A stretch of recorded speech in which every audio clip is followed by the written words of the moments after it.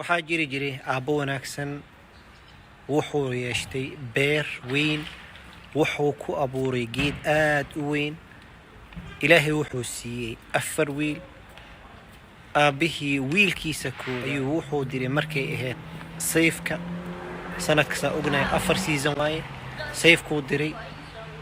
markuu soo noqday kadib wiilkii ku xigay ayuu wuxuu diray shitaha ama qaboobahuu diray wiilkii ku xigay ayuu wuxuu diray hadana khariifku diray waqtiga oo dabeelaha wiilkii ku xigay hadana wuxuu diray rabiica markuu geedaha ay ugu qurxan yihiin oo cagaar leeyihiin ayuu diray 4 wiil 4 waqti kala duwan la diray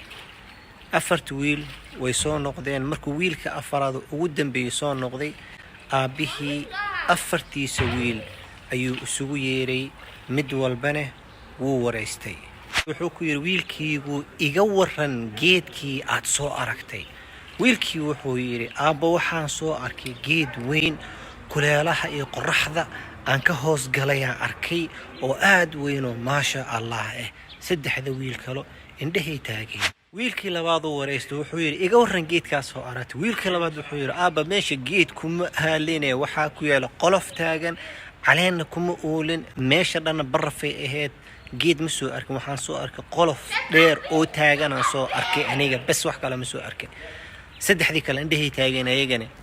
wiilkii saddexaad uu wareystay oo wuxuu yiri aabba waxaan arkay geed si dhiman rabo caleenta ka daadanayso oo aan u naxay qolfihii ka soo wada daateen caleentiisa yellow timid ayaan arkay dhahay markaan walaalihii waxay sheegayeen aniga ma fahamsanibo wiilkii afaraad uu wareystay wuxuu yiri aabba aniga waxaan arkay geed oo hadda soo noolaanayo caleen ma lahayn caleena hadda u soo baxbaxaysay marka walaalihii saddexda walaalo igu horeeyay waxay sheegeen ani waa fahmi laana geedkan arkay wuxuu arkay geed hadda caleemo soo bixinayo ahaayo dhahay aabihii 4 wiil uu yeero wuxuu yiri wiilkiiga weyn adiga runaa sheegtay sax waa geedka soo aragtay wiilkii labaad uu wareystay wuxuu yiri sax waa adina waxa soo aragtay u sheegtay wiilkii saddexaad uu wareystay wuxuu yiri sax waa adina geedka soo aragtay wiilkii afaraad oo asin wuxuu ku yiri waa sax geedka soo aragtay isaa u sheegtay 100% waa sax hal mid idin kamid been sheegay malahan kulligiina geedka soo aragteena sheegteen kulligiina hal geed kaliya soo aragteen ugu dambeyntii aabihii wuxuu ku yiri caruurtaydu si fiican ii dhageysta qof ha ku xukumin ama qof ha xumaynin hal arin uu kugu sameeyay li ajligeeda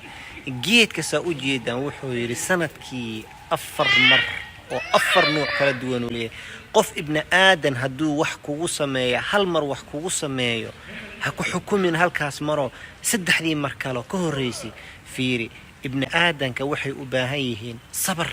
hal mar wuxuu kugu sameeyay qofni ha ku gooynin hal mar qof wuxuu kugu sameeyay ha ku laculuutamin hal mar qof wuxuu kugu sameeyay ha ku nicin khayr Allah idin siiya annagana waxaan ka faa'iideysanaynaa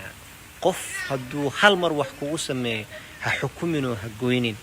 nimanka qaarkooda xaaskooda hadii hal mar wax ku sameeyso muxuu leeyahay tana tii sameeyay soo maahan ya subhanallah 99 ma wanaagay ku soo sameeyay halkii xumaaday ku sameeyay ma u dulqaada weysay walaasha waaye gabdhaha adduunkeeda ka soo dooratay hadii hal mar ku xumaad u dulqaada khayr Allah ku siiyo waa gabadha jecleed waaye waa caruurtaada hooyadooda waaye waa libaaskaaga waaye gabadha walaashiina sidoo kale waxaan leeyahay ninkaaga haduu hal mar wax kugu sameeyay waxa u dirsatay wuu ku diiday waxa weydiisad ku muusan sameeynin wuu kugu adkeeyay hal mar wuxuu kugu sameeyay ha u gooynin hana ku nicin ee wanaaga hore xusuuso khayr Allah ku siiyo ha iloobin sabarka dulqaadka iyo wanaaga waxay kamid tahay diinteena islaamka waxayna kamid tahay dhaqanka qofka ugu jeceshahay adduunka حبيبك محمد صلى الله عليه وسلم عفي دلقاضو قف وناكسنا نقو تتكن سفي عن ولا نقل قفكو ربها النقض خير الله كسي جزاكم الله خير بارك الله فيكم مركا كفايدي استايلوبن ولا لها كلينا اسي قد بسيط الى هدرتي سيدين جعلها السلام عليكم ورحمة الله وبركاته.